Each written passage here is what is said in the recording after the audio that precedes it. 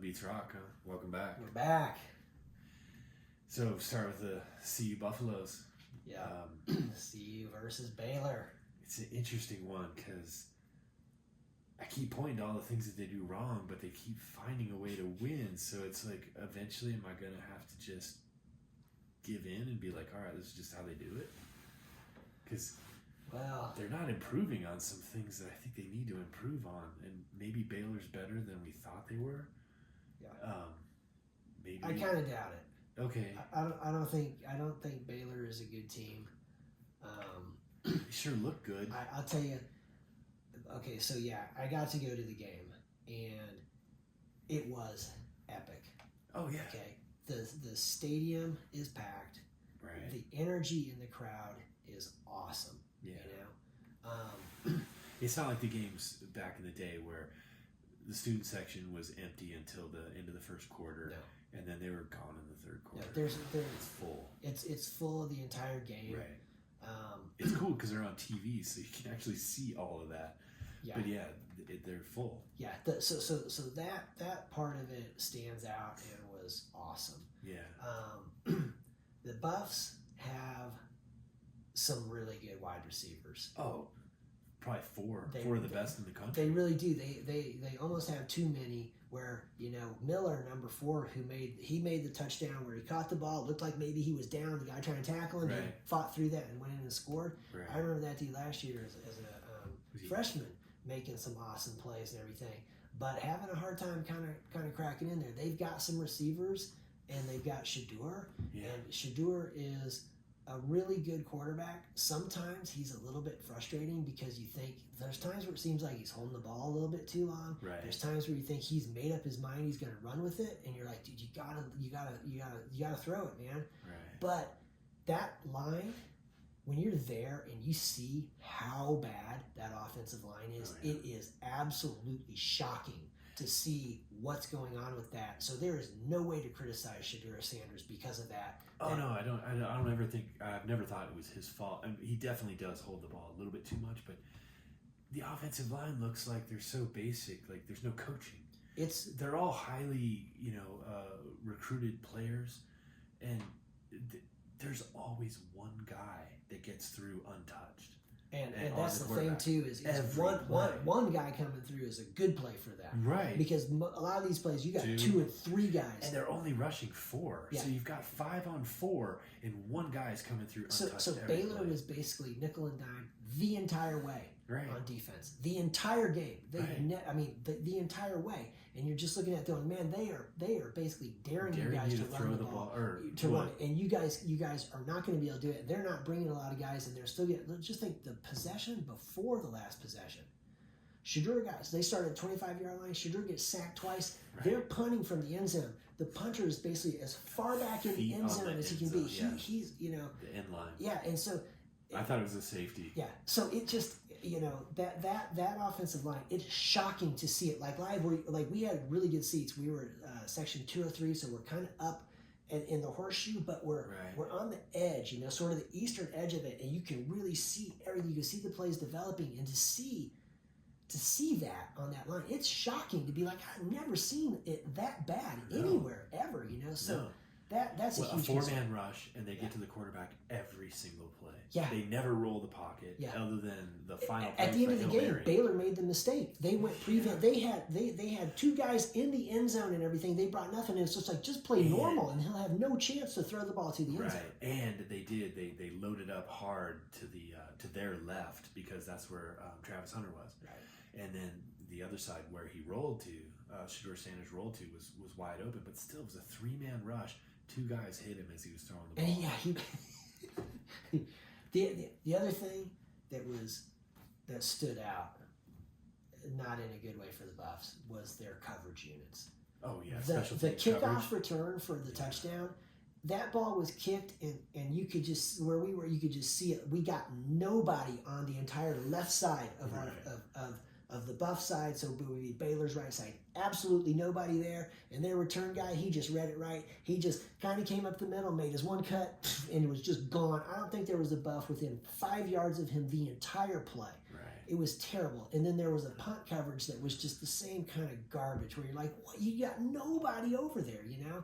So, and the normal kickoff guy got hurt trying to make a tackle on another of the kickoffs. And you can just see, like, man. He's the last line of defense. He's not supposed to be making He's not supposed to be doing that. And besides that, you just feel like, dude, you're at altitude. The Baylor guy, he put it through the end zone every time. So it's just like, you just got to do that.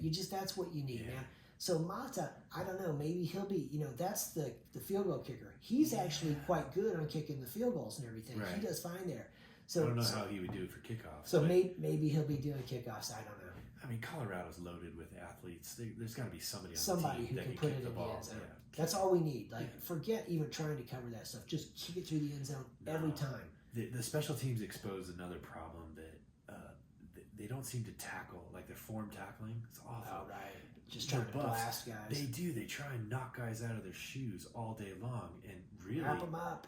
There's no wrapping up. There's no breaking down, but it basically just looks like targeting all day long. Even if they make a good tackle and they knock somebody down, it just looks like targeting. Like, you should review every one of these plays, and it's happened. They've already had players pulled out for the game, so their tackling, open field tackling, is not very good.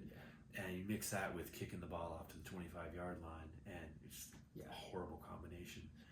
But they're still winning.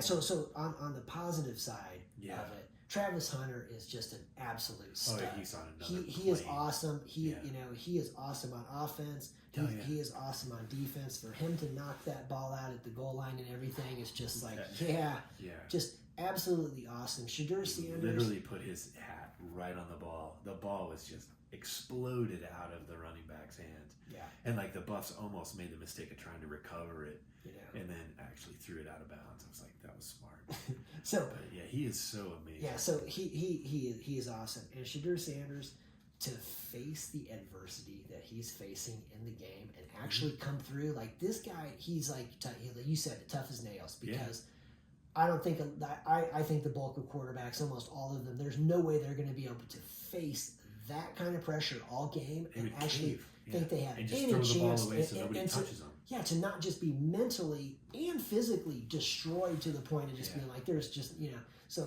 so he is showing a lot to be able to overcome that. Then the other thing was,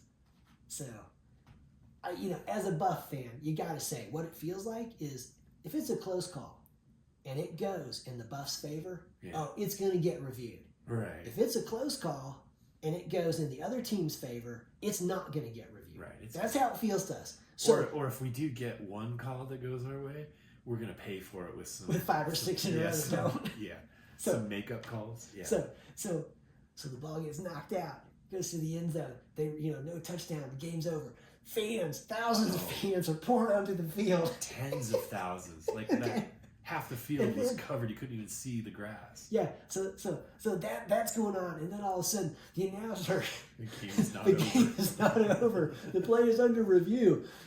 Go back to your seats and everything, and you're thinking, boy, that official. Thank God he called. He must be thinking, oh. Thank God it was called a fumble, and they had to find a reason to not call it a fumble. Because if it had been called a touchdown, oh my God, and they were trying to review it and overturn it. Exactly, I'm thinking, he had to be thinking, oh God, please tell me we got this call right, man. Because how am I gonna get this melee under control? They would have just called the game and been like, they would have penalized CU and been like, you can't have all these people on the field. So you forfeited. Yeah, that's what they would have done. So that aspect of it was, and then it would have been a riot. Bananas. It was totally epic how the game ended. Now the thing was, if you're Deion Sanders and you have just scored the touchdown with no time on the clock, right, and you're down by 1, go for it. He kicked that extra point and everything and sent it to overtime. I'm thinking you should go for it, man. Right. You can end the game right here. You're going to end the play right here on this play. You're either going to, maybe there's a flag, but you're either going to score or you're going to lose. And the game is over. That would have been just major I mean, we were giving Jim Harbaugh credit against the Chiefs that first week when there was no time on the clock. You don't have to kick off or anything. This is I wanted to see and it. he's like, he's ready to go for two. Instead, the guy was out of bounds, so he didn't get the chance. Right. But we were like, that's the right call. Go for two. Try to win it. So. You got it in your hands. Yeah. You're not giving them the ball. Another shot. No, you guys are done with it. It's up to us. No, I think that would have been a great call. I was screaming at the top of my lungs, yeah, go for two. Go for two. I mean, it all worked out, but yeah, that would have been. This guy in front of me thought I was a nut job and everything. Right. And then he turned around and he's like, you know what? You're right, man. You should go for two. Go for two. Don't let them have a chance. Yeah. Because you've got all of it right there. And they were already demoralized because, like, the way the play happened, it was just a free-for-all, the Hail Mary. Yeah. The one, like, the safety who was playing deep, prevent, he didn't react. They threw the ball up, and you could see from, like, the end zone camera, like, the ball's in the air, and all of a sudden he's like, oh, and he starts to move up. It's like, it's too late. The ball's already on its way down, and, like, he comes in and does a cartwheel without putting his hands down. Like, it was just a mess. It was absolutely nuts, especially considering that on the play before that. Yeah, that should have been a touchdown with Shepard. He just dropped it. He just dropped it, and it was right there in his hands, and he had it, and he just back in, nobody, but he dropped it. It was like, oh, my God. So, yeah, for the fact that they did score the way they did, I don't think Baylor would have stopped the 2-point conversion. I just think that they were scrambled for that. It was crazy. I really thought that was right. It worked out. Yeah. So, but anyway, hats off to the Buffs. And now, exactly. Now I mean, a win is a win. I would never give any of them back. Yeah, they're 3-1. The offensive coordinator, he's got to do something. Like, how come the offensive line is so bad? Yeah, it's because the thing is Shedeur Sanders, he's obviously a first-round pick. But he won't be a first-round pick if he's not healthy. Yeah. And you got to keep him healthy. He's got 8 more of these to try to get through this year. And if we're right, Baylor's not as good as they looked. I don't think he's going to get hit even harder more often. And he already got chased out of the Nebraska game. Yeah. So, he's not going to be a first-round pick if he's hurt. Right. So, we'll see what happens. They're going down to Florida this week to play Central Florida. Yeah. Central Florida's 3-0. They'll be good. It's gonna be a tough ball game. Athletes everywhere. So yeah, we'll see. They got a solid run game. Yeah, we have a good defense. The defense is really good. Our defense is a little bit better. We got some weaknesses. Don't want to call anybody out by name, but there was one corner out there who struggled and gave up a lot. Right. Every time they went to his side, I mean, I think they only had They have to go to his side because you're not throwing it to.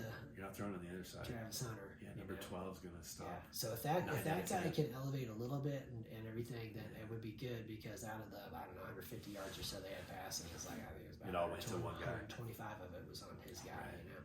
Anyway, so I'm rolling with the Golden Knights though. I don't see you getting this one down here in Florida, but I hope I'm wrong. Go Buffs. Yeah, maybe they'll cancel that game. There's supposed to be a hurricane. Hurricane coming. Tomorrow. All right. We'll see what happens. All right, if we move back on to the NFL. Well, AFC West recap. Yeah, we pretty much missed everything except for one game. Oh yeah, it was pretty awful. Yeah, 25%. 25%. All right, so Chiefs Falcons. We'll start with the one we got right. Yeah, we picked the Chiefs there. It was a good game. This was a good game. It was. I thought it was a little bit ugly. Yeah, I think the Falcons screwed up. Like if they had gone for the field goal when they went for the 4th down the first time, then they would have kicked a field goal again and won it instead of going for 4th down again. It's interesting how sometimes being a little too aggressive and everything can come back and bite you a little bit with that, And like at the time, I just thought, wait, you guys are already thinking you're going to get the ball back because even if they scored a touchdown there, they would have only been up by 2. And then, obviously Kansas City had plenty of time to kick a field goal. And, Bucker can kick it from just about anywhere. So they still had to be planning to get the ball back. So might as well kick the field goal. I don't know. It just worked out bad for them. Again, it was the same kind of Chiefs game where they just managed everything. Yeah. It didn't look spectacular, but, in week 3. It's the kind of thing where the Falcons are probably thinking, if we kick the field goal here, Mahomes is going to go in and get a touchdown. Maybe. And then that's where we're going to be. So we got to just go for the touchdown, But there's a lot of weapons, and, a lot of people aren't, they're not going to one guy. Like, one guy's not carrying the load. They're doing it kind of how they've done it last year. I thought, slow but sure, and they're moving. They're not blowing teams out. The defense comes, gets the stops at the end. And then I think they'll get more in sync as the weeks go on, and then all of a sudden you'll be like, oh damn, we could have beat them in week 3, but now we can't beat them at all. Yeah. And so this one too, there was, I think, some poor officiating in this game again. There was the roughing the passer on Chris Jones was ridiculous, where you're just like, look, man, he didn't hit him in the head, he didn't slam him to the ground, he didn't even tackle him hard, man, he did nothing. Right. There's no way that's roughing the passer. And then there was one that went in the Chiefs' favor where pass interference. Cooks, the pass interference in the end zone. That was easy to call on the replay in slow motion, but in real time, I was like, that was kind of close, but. When you look at the replay, you're like, yeah, it was definitely pass interference. But it didn't look like it exactly. The thing that's bothersome about it is the NFL doubles down on it. They're coming out today saying like, no, we support that. That was the right call, and it's just like that was not the right call. No. And everything. That was the wrong call. It was pass interference, and it just makes you think, do you guys really want to fix some of that or not? But anyway, the one against Chris Jones, that one bugged me because a couple of years ago they were playing the Raiders, and Jones made one of the absolute best defensive plays in the history of the NFL, where he came in, he sacked Derek Carr, he stripped him of the ball, took the ball from him, and like cradled him to the ground like a baby to not freaking hurt him and everything. Didn't land on him, didn't hurt him all. It was like gentle, putting him down, roughing the passer, and you're like, what the? Just ridiculous. So the thing is this dude makes these awesome plays, and he's not one of these guys out there like. Oh, he's not mean-spirited trying to kill somebody. No, not at all, man. He's just a great player, and it's like so. Anyway, that's I'd like to see the officiating get better, but that's probably not going to happen. Yeah, that's wishful thinking. So let's move on to the shocker down in Tampa. Yeah, Broncos. I never would have picked that. I would have never picked that. I mean, they jumped all over him from the beginning. The defense really jumped all over him.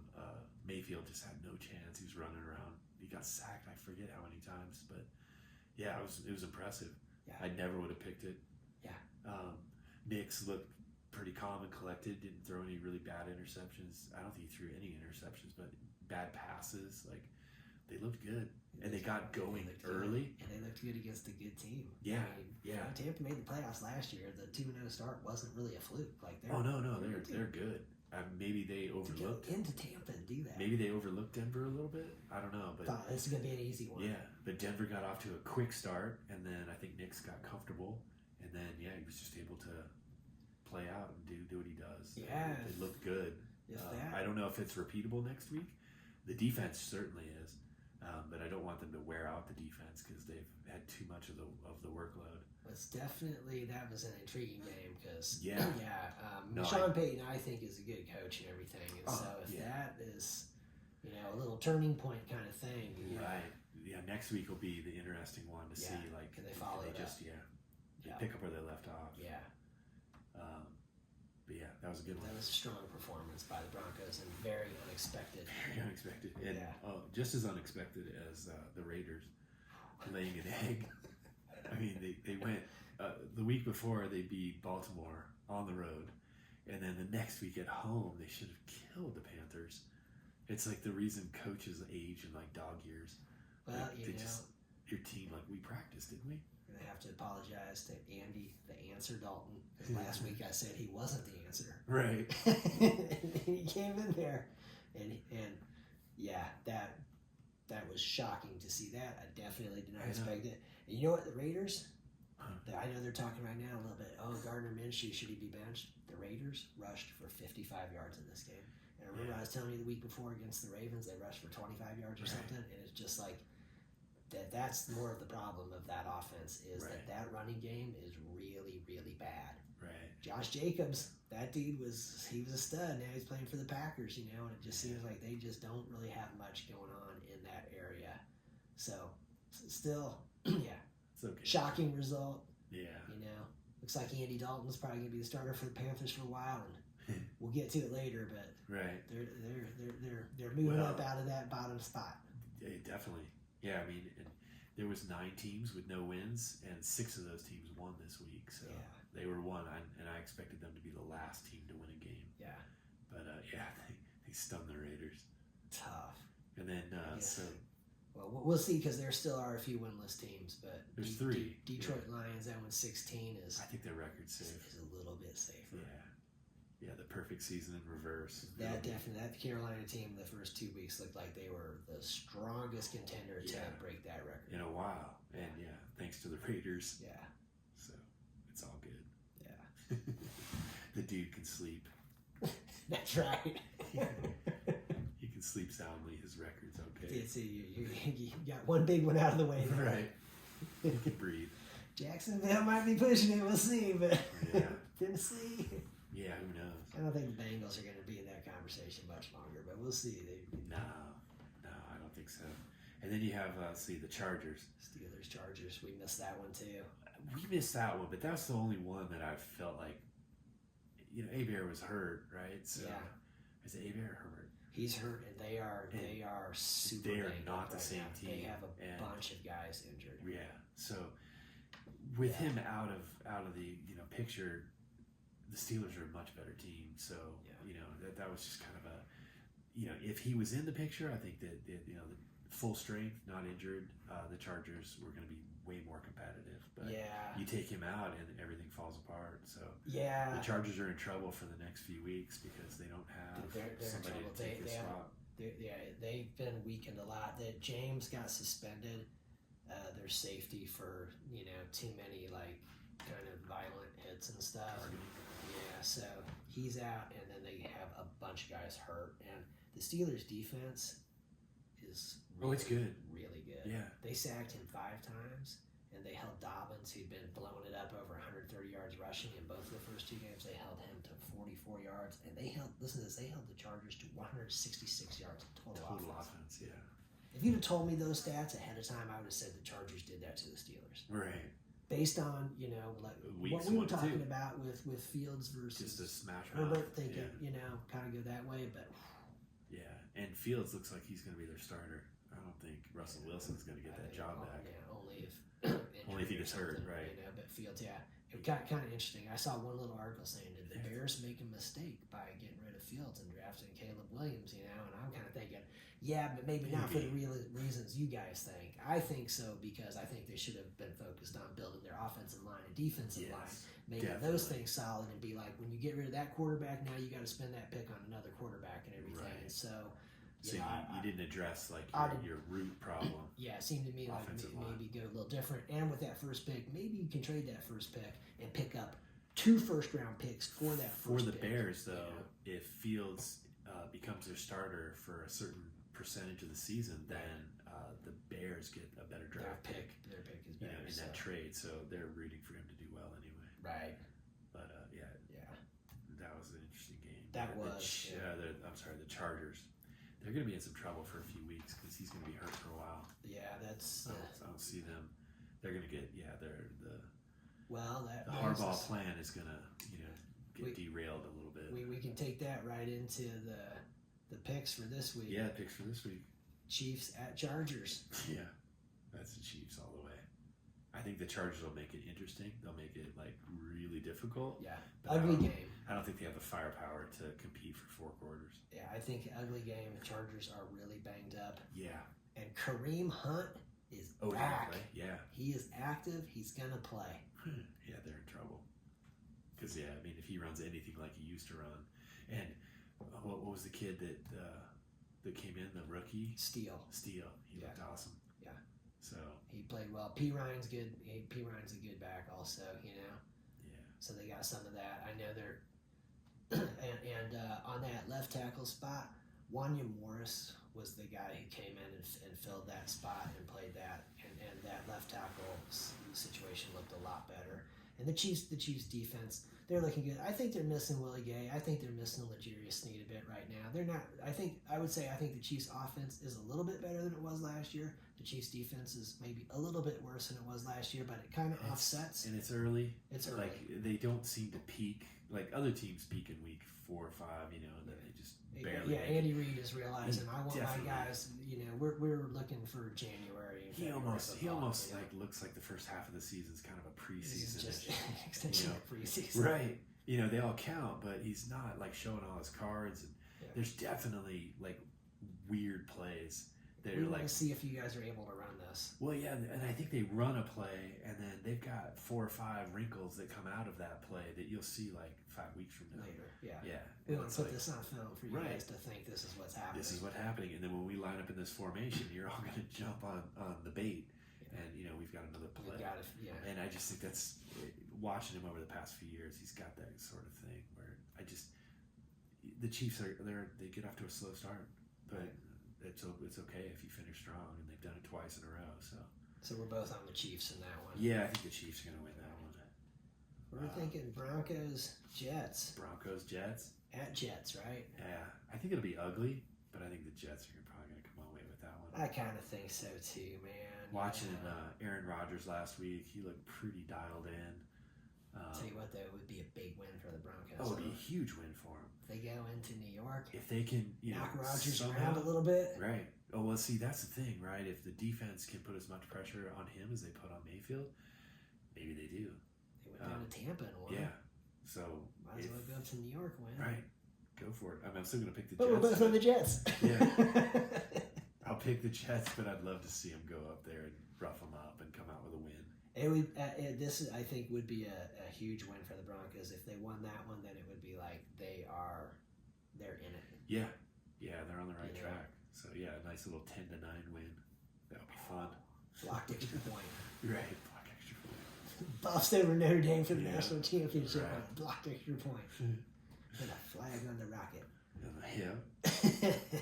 Don't kick it to that guy. All right, so Raiders and the Browns. I think the Raiders will rebound. They have to. They're gonna go there like helter skelter. Like they're really good one week and awful. Oh wait, sorry. It's at Raiders. It's at the Raiders. Sorry, I messed that up. It's at the Raiders. Yeah. 2 weeks in a row, home games, and I think they can't screw up 2 weeks in a row, can they? That's what's funny is my first note on here is Raiders are at home. That's why I'm going with the Raiders. And then I thought, wait a second, they lost to the Panthers at home last week. Home, yeah. I don't know that their home field advantage is going to help them all that much. No, but I think they'll want to correct. Browns have a much stronger run game. Yeah.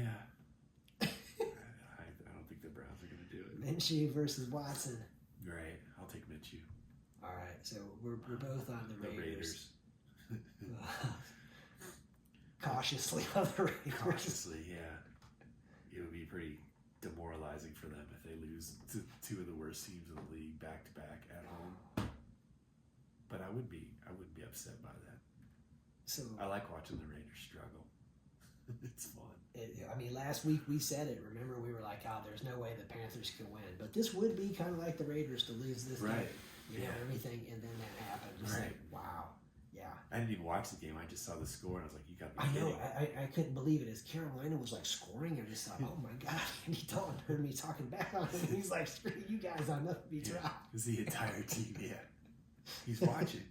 That would be funny. All right, so we got first and worst. First and worst. This is fun. First, I'm just gonna stick with the Kansas City Chiefs, just like I said, till they lose one. Till they lose. We'll keep it there. That's pretty good. This week I'm gonna go with the Bills. I would have picked the Bills last week, but I felt like the Saints. There was something about them, and I thought maybe this is their only chance. But maybe they'll take it and run with it. But it's hard to deny the Bills. They're playing really good. Yeah. Josh Allen's just. I kind of want to. It's crazy. I kind of want to say that they have outscored the opponents by 65, so they're winning games by an average of over 21 points. And they're cruising in the NFL. Yeah, they're just not. They're beating them by halftime, kind of thing, like where they're not putting in a full game to beat teams. Yeah, and they're loaded. It's all over the place. You know, it's not just Josh Allen, even though he's impressive, like MVP kind of impressive. Yeah. But yeah, he's throwing it to everyone. They're running well. They're playing great defense, special teams. Yeah, they look good. They look strong. You know, the thing I could say is maybe they're peaking early. Like that's not such a good idea, but you know, who knows? Right now, they look very good. Yeah, they definitely look strong. And then so you have the Chiefs. So what do you got for the worst? The worst. This was a hard fought battle this week for me because the Panthers won, so I had to move them out of that slot. But I'm going with the Jacksonville Jaguars. Yeah. In worst, and the reason is because 0-3. They have been outscored by 45 points in 3 games. And they're losing by 15 points a game. Right. And like from the owner down, they just look completely confused. And this is another one that's shocking to me because I really kind of thought 2 years ago when they played and that they made it to the playoffs, they played the Chiefs and stuff. Yeah. I really thought that they were like a contender year after year. I thought Peterson and to Trevor worry Lawrence, about. Totally thought they were going to get better and they were going to be up there. And to see last year, they weren't bad last year. They beat the Bills last year, but they ended up faltering down the stretch. They didn't make the playoffs. Right. Remember how that division was wacky? A bunch of teams were alive really late. Right. And now to see them this year, it's like, wow, man, they look like they're even worse this year. Yeah, they like regressed. Yeah. Like it's that minus 45 is Panthers are minus 46, but since they got a win, but I mean it's the second worst. Right. Point differential in the league is Jacksonville. And they just look like they have no idea what they're doing. Yeah, it's really surprising to me, but I've got them. What are you thinking for the worst? I'm going back to the Browns. They're staying there. Yeah, they're. I feel bad for the Browns, but I think Deshaun Watson's just a horrible human, and he's not a very good football player. You guys just need to get rid of him. Even if he somehow pulls it out this weekend and they beat the Raiders, I still think he's just he's not good. Right. I would move on. But yeah, they're circling the drain. Yeah. And there's nobody that would want him either. There's not a single team that you can get rid of him to. You just need to cut him. Yeah. They did it to Kaepernick, and he's not a bad guy. Maybe taking a knee. Yeah, maybe he wasn't multiple sexual assaults. Right. Maybe he didn't handle it the best. Taking a knee. Right. That peaceful protest has got to go. Right. We're gonna blacklist you from the entire league forever. Or you can just have repeated sexual assault allegations, and we'll just keep you. That's bad. They're probably not the worst team, but yeah, they're the worst team for this whole debacle. I see. And I think they screw up an entire fan base. Oh man, they deserve better. The Cleveland fans have been through hell. Yeah, they deserve better. And I'm not a Browns fan in any way. The Broncos have victimized them many times. Yeah. But I still think they deserve better than Deshaun Watson. Right. So that's my big. Joe Flacco was slinging it around from last year. And I would bring him back in a second. That town loved him. Slinging it around the year before. They loved him. Baker Mayfield before that. Yeah. And then how did you end up here? Yeah. They already knew he had problems in Houston before they brought him. Yeah. To Cleveland. So it's not a shock. But yeah, he's just turned out to be worse and worse every time you peel back a layer and you're like, wow, it gets worse. It's a shame, because there was a day where Deshaun Watson was coming out of college and his first year, first 2 years in the pros with Houston, he was really good. Yeah, he was very tough to defend and really good. Yeah, now it's just I don't know, it's bad news. Yeah, so it's too bad. Yeah, it's definitely too bad. But yeah, I think that wraps up. I think we got it. Yeah. Yeah. So we'll watch the games. Come back next week. See how it goes. All right. Nothing beats rock.